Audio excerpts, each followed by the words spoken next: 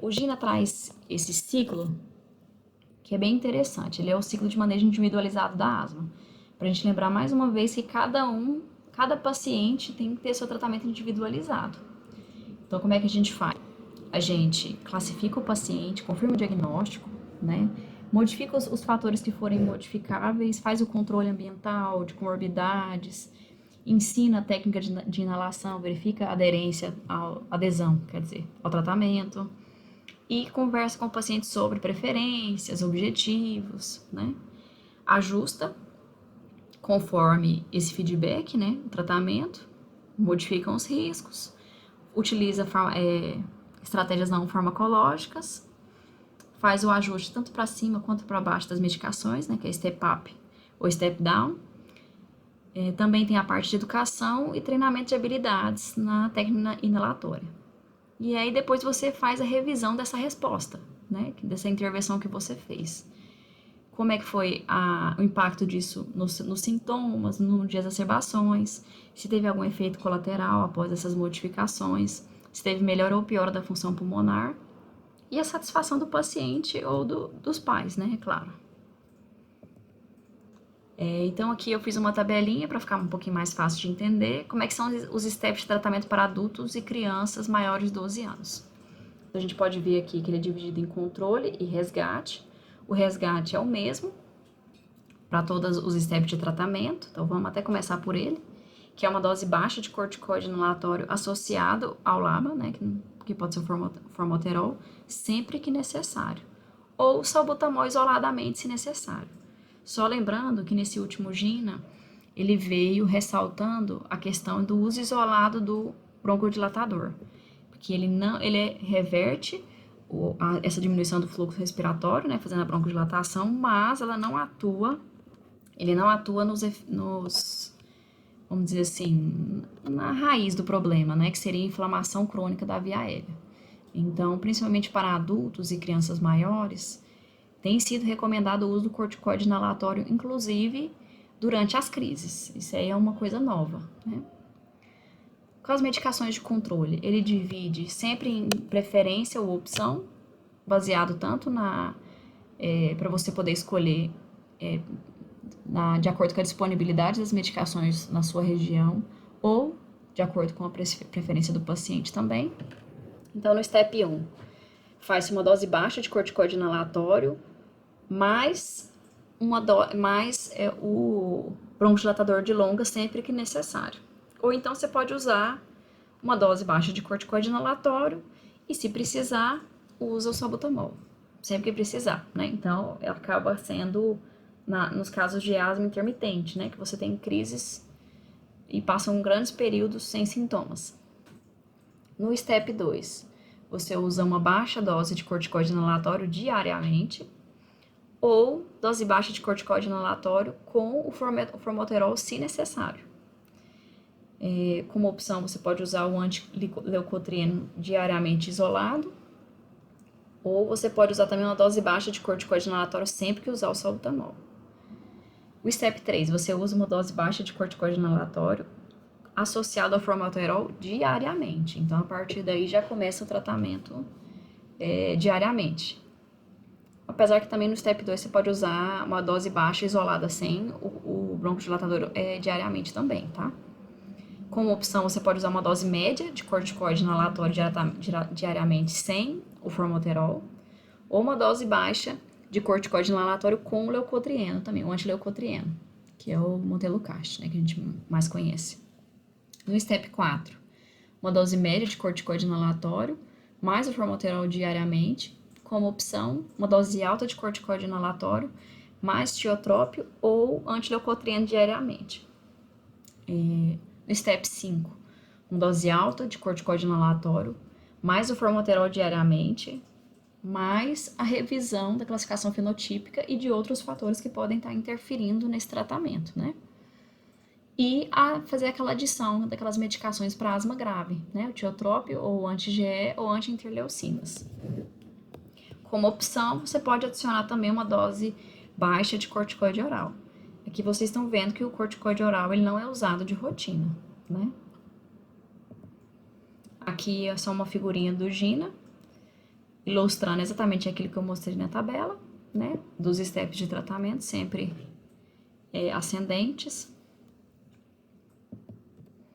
Step de tratamento para criança de 6 a 11 anos, muda alguns detalhes, né? No step 1, usar a dose baixa de corticoide inalatório sempre que usar o salbutamol, ou seja, não usar de forma contínua, né? Ou então, usar uma dose baixa de corticoide inalatório diariamente.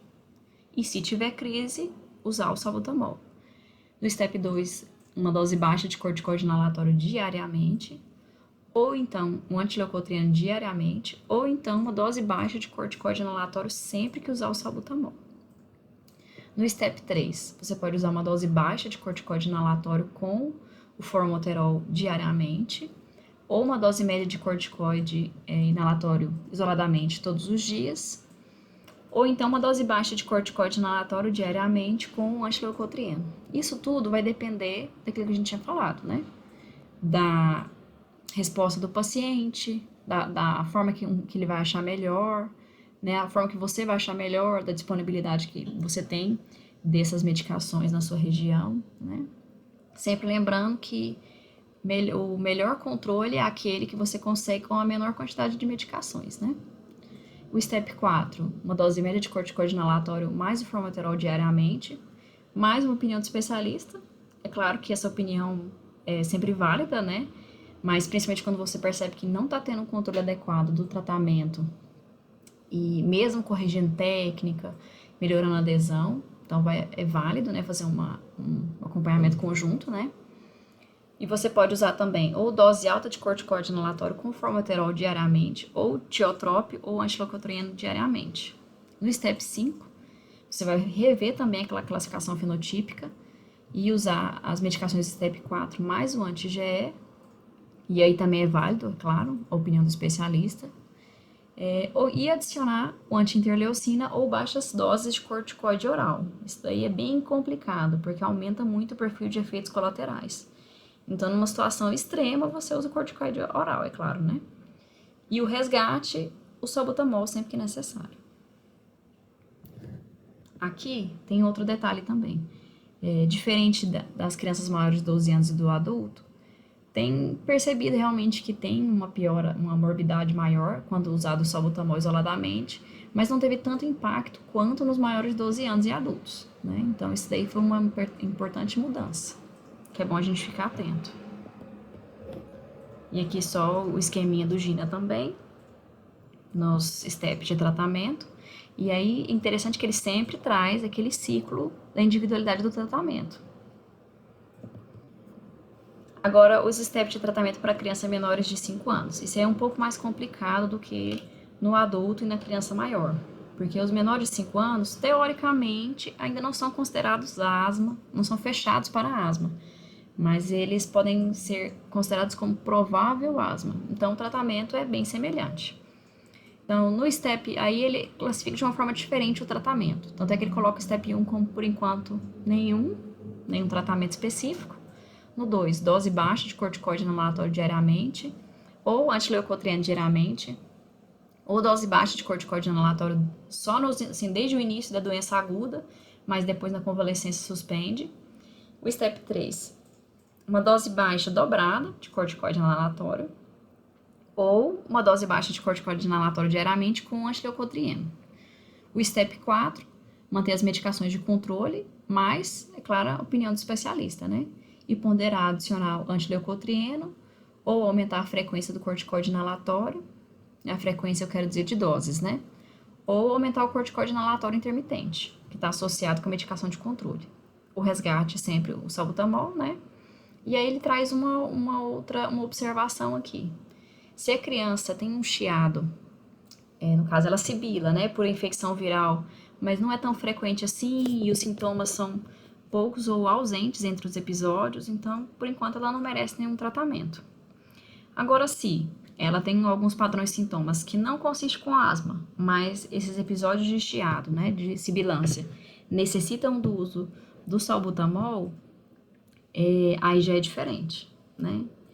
Ou então, se o padrão de sintomas consiste com os padrões de asma e não estão controlados ou tem mais é maior ou igual a 3 exacerbações por ano, aí ele entra no step 2. Então, você vê que às vezes o padrão pode nem ser semelhante ao de asma, porque crianças têm um comportamento diferente, né? Mas se o chiado, né, se a sibilância ela é resolvida com o broncodilatador, já entra no step 2. Que se fosse numa criança maior ou num adulto, aí você teria que investigar mais a fundo, ver se não é algum diagnóstico diferencial. Agora, se ele já tem uns sintomas que são bem indicativos de asma e não estão controlados, com doses baixas de corticoides inalatórios, faz o step 3. Se ele tem agora uma asma com sintomas não controlados também, mesmo com o dobro da dose de corticoide inalatório, aquele dobro da dose baixa, né? Aí você faz o step 4. Aqui só o esqueminha. E agora, como é que a gente vai iniciar? Porque a gente discutiu só os steps de tratamento. Mas será que todos começam no step 1 e aí vai subindo, né? Então, o Gina traz alguns fluxogramas para a gente ter uma noção de como é que começaria o tratamento de um paciente, né?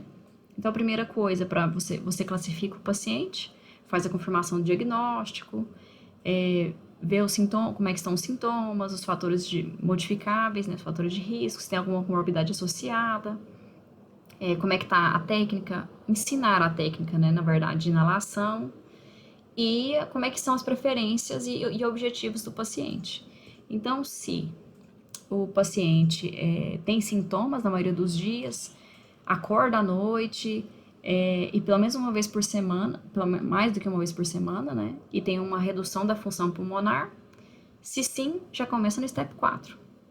Né? Se não, então aí a gente já revê. Então, esses sintomas estão presentes na maioria dos dias, ou tem um despertar noturno mais do que uma vez por semana? Se sim, step 3.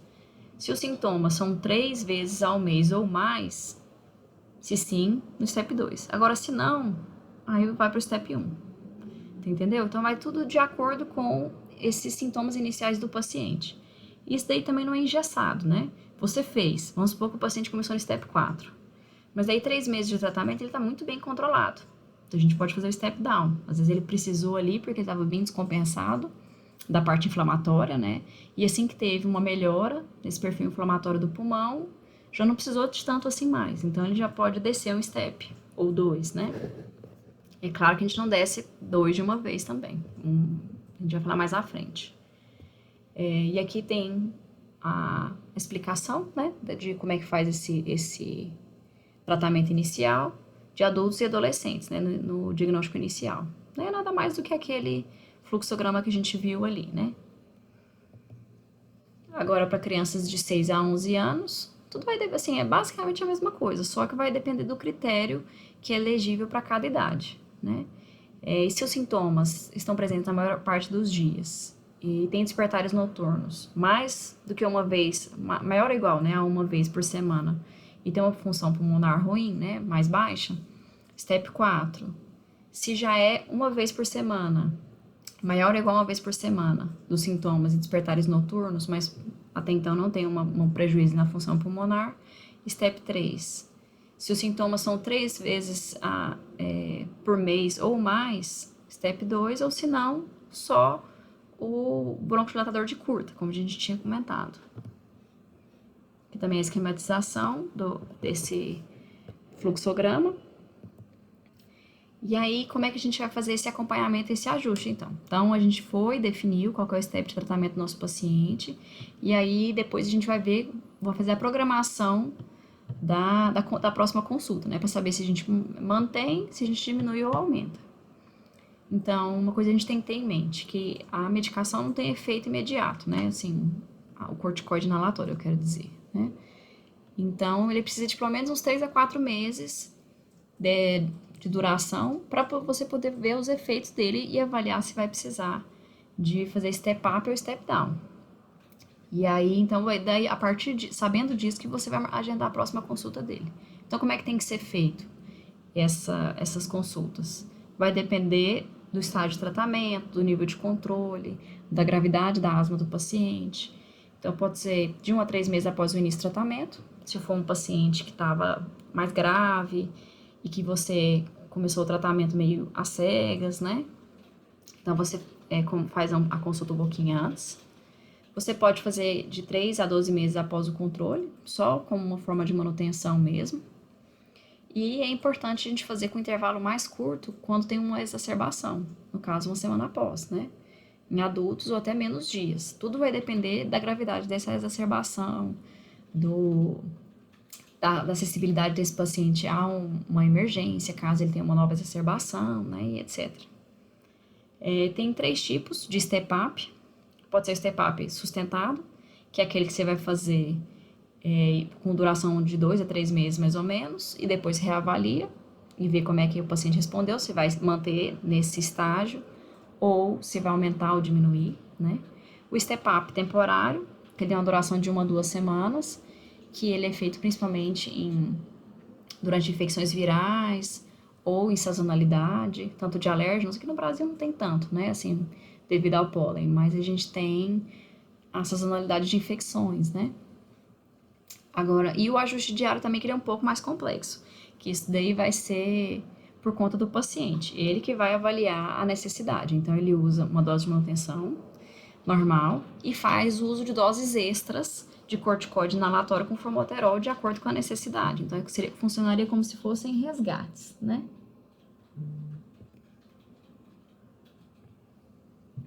O step down, você pode reduzir as medicações quando atinge um bom controle por 3 meses e a função pulmonar atinge um platô, né? Ela não tem mais uma queda. Isso aí é importante porque, às vezes, o paciente tem o bom controle de sintomas, né? Ele não está tendo sintomas, mas quando você vai avaliar a função pulmonar dele não está boa, né? Ainda tem uma limitação do fluxo, e aí, a partir desse momento, você não pode fazer o step down, por mais que os sintomas estejam controlados, então tem que ter muita atenção a isso. O objetivo do step down é reduzir a dose sem perder o nível de controle atingido, e tem que deixar sempre com o paciente um plano de ação de controle de crise, porque toda vez que você reduz a medicação do paciente, pode ser que ele tenha uma crise, né? E já falando em crise, nós vamos falar um pouquinho sobre o manejo delas. Ela pode ser definida como exacerbação e crise, mas a gente fala mais no termo crise porque fica mais fácil do paciente entender e se expressar, né?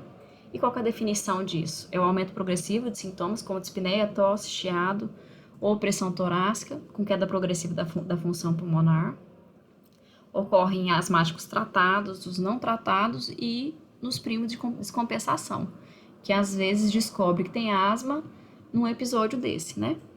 E aí, só pra gente relembrar quais são os gatilhos: infecções virais respiratórias, exposição a alérgenos, alergia alimentar, poluição, sazonalidade, baixa adesão ao corticoide inalatório, né? Que o corticoide inalatório, querendo ou não, ele é a principal medicação no controle da asma, né? Porque ele diminui a inflamação pulmonar. Outra coisa importante também é o automanejo das crises, porque muitas vezes o paciente tem crises, mas não precisa nem procurar uma unidade de saúde. Em casa mesmo, ele consegue fazer esse automanejo. E aí, o que ele precisa para poder fazer esse automanejo? De um plano de ação, ou seja, da medicação que ele precisa usar, na forma que ele deve usar se tiver sintomas. Ele tem que saber também reconhecer uma crise e, inclusive, os fatores desencadeantes, porque às vezes pode ter sido uma coisa um evento pontual, que se você eliminar o fator desencadeante e tratar a crise, já resolveu, né? Não precisa nem mudar o tratamento de manutenção. O tratamento, como a gente já tinha dito, ele sendo feito em casa ou, se necessário for, em uma unidade de saúde. A avaliação desse tratamento pelo paciente, se ele percebeu, paciente ou pais, né, claro, e responsáveis. Se notou que teve uma resolução dos sintomas e que ele não vai precisar procurar uma unidade de saúde, ou se nessa avaliação ele percebeu que não teve melhora e que ele vai precisar de buscar o atendimento médico, né? Isso tudo o paciente tem que estar bem orientado. Então, aqui eu fiz um resuminho de como é que a gente faz esse atendimento do paciente. Aqui é de crianças maiores, adolescentes e adultos, né? A gente classificaria uma crise em leve, moderada, com a clínica de fala entrecortada, prefere ficar sentado do que deitado, sem agitação, um aumento da frequência respiratória, mas sem o uso de musculatura acessória, uma frequência cardíaca entre 100 e 120, saturando de 90 a 95 em ar ambiente, e com um pico de fluxo maior do que 50% do predito, ou então melhor. Então, como é que a gente vai fazer o tratamento? Com o broncodilatador de curta, de 4 a 10 puffs, de 20 em 20 minutos na primeira hora. Tem alguns estudos, inclusive, que falam que mais do que 4 puffs não tem uma eficácia adicional, na maioria dos pacientes, né? Mas acaba que quando o paciente tem crise, a gente prefere usar dose maior, é claro, né? E aí, depois que atingiu esse controle dos sintomas, faz a manutenção a cada de uma em uma, duas em duas, até no máximo intervalo de 4 horas, conforme a resposta dele, e aumentando esse intervalo, né? Pode ser lançada a mão da prednisolona em adultos de 40 a 50 e criança 1 a 2 miligramas por quilo, até no máximo 40 miligramas, né? Que é a dose de adulto. Uma outra observação também, o salbutamol na criança, você pode usar uma regrinha, que é peso dividido por 3, né? Que aí você sabe mais ou menos como é que é a dose do salbutamol pelo peso da criança. E fazer um controle de saturação. Você tem que manter o alvo para adultos entre 93 e 95 e crianças entre 94 e 98. E, se necessário, lançar a mão da suplementação de oxigênio. Se for grave, o paciente vai falar só em palavras, né? Uma fala bem cortada, né? Ele vai ter uma postura de sentado, inclinado para frente, muitas vezes com os braços apoiados nas pernas, vai estar mais agitado. No caso de adulto, uma frequência respiratória maior do que 30 por minuto. Vai ter uso evidente de musculatura acessória. Vai estar mais taquicárdico, uma saturação menor do que 90 em ar ambiente. E o pico de fluxo menor ou igual a 50% predito ou melhor. Isso sim, dependendo da crise, você não vai nem conseguir fazer, né?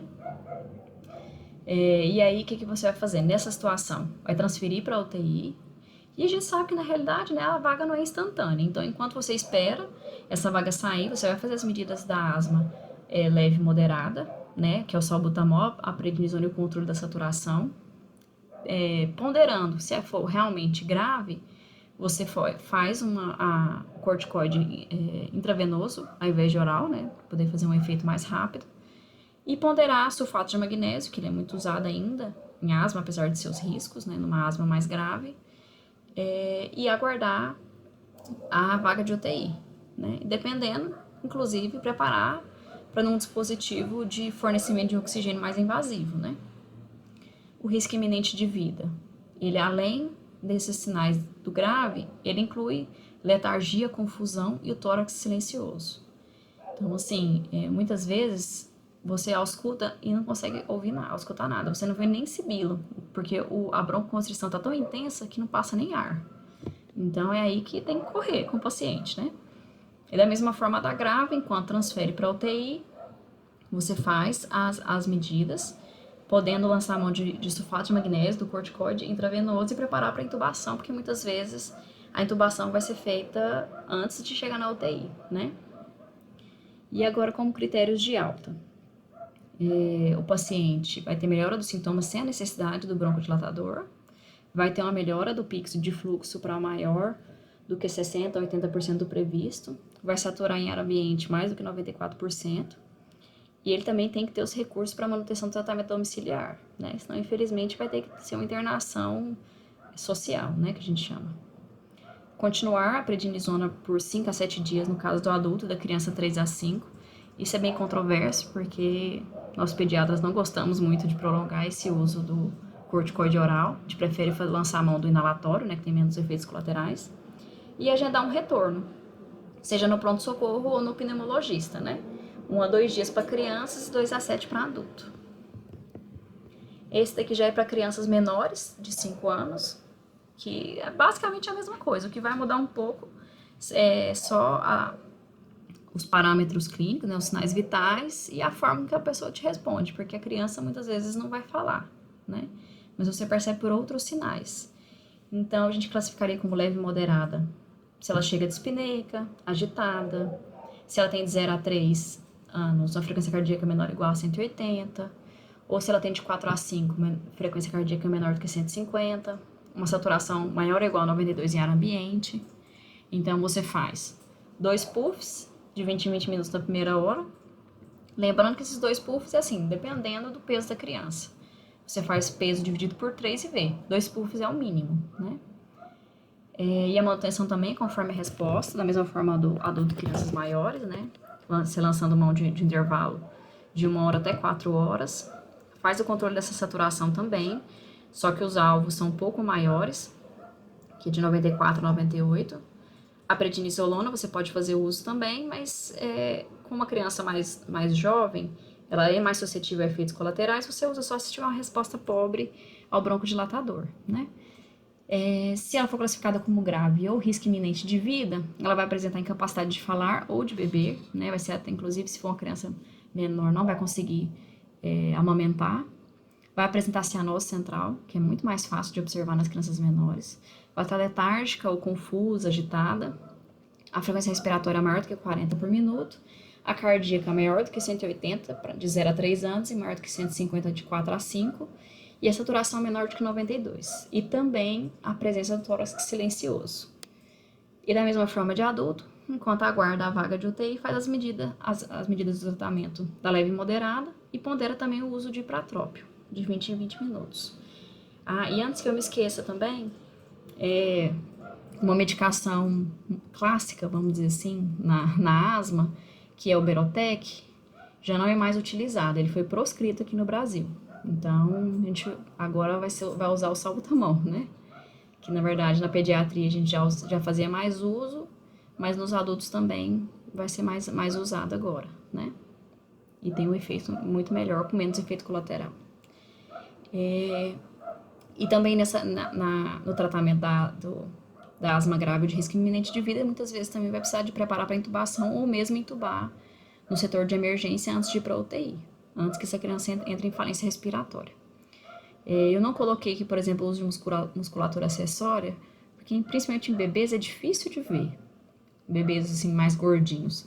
O que você vai conseguir ver é mais a retração intercostal e subcostal. Tiragem de furca você não vai conseguir ver, né? Nem uso de escalenos, nada assim do tipo. Quais são os critérios de alta para crianças dessa faixa etária, né? A melhora dos sintomas sem a necessidade do broncodilatador, saturando mais do que 94% em ar ambiente, ter os recursos para manutenção de tratamento domiciliar. É questionado a continuação da prednisolona em casa, como já tinha comentado, e um retorno mais precoce, né? De 1 a 2 dias para as crianças mais jovens. Aqui de bibliografia eu usei as recomendações do manejo da asma pela Sociedade Brasileira de Pneumologia de 2020 e o GINO de 2020 também, que eu vou disponibilizar para vocês lá no portal do aluno, tá? E eu recomendo que vocês leiam, porque tem muita coisa ainda que vocês precisam saber sobre asma, que é difícil a gente abordar tudo isso em aula, porque fica muito maçante, acaba que você não consegue absorver muito bem o que está sendo dado, né? E o que eu quero que fique para vocês, né, como uma lição, é atenção mesmo, principalmente no setor de emergência, que é onde a maioria vai parar com logo que forma, né? Então, o que é importante? Reconhecer uma crise de asma, reconhecer sua gravidade e manejar os sintomas de acordo com isso, tá? E lembrar que raio-x de tórax, antibiótico, nada disso vem no início. Na sua avaliação inicial, você tem que reverter o broncoespasmo. Depois você avalia se tem ou não uma pneumonia associada. E outro detalhe também é que muitas vezes o raio-x pode ser um fator confundidor, porque o broncoespasmo, ele mostra, como é que eu posso dizer? No raio-x o pulmão fica um pouco mais denso, então dá a impressão que tem um infiltrado. Então, se você tem certeza que é asma, não radiografa, principalmente em crianças, porque é um fator confundidor e você acaba tratando muita asma como pneumonia, tá? Então, muito obrigada. E eu vou passar para vocês a atividade também sobre o assunto com alguns casos clínicos que vai ajudar a consolidar melhor isso daí que eu passei para vocês, tá? E não se esqueçam, leem o consenso do GINA, tá? Para vocês entenderem melhor e consolidar essas informações.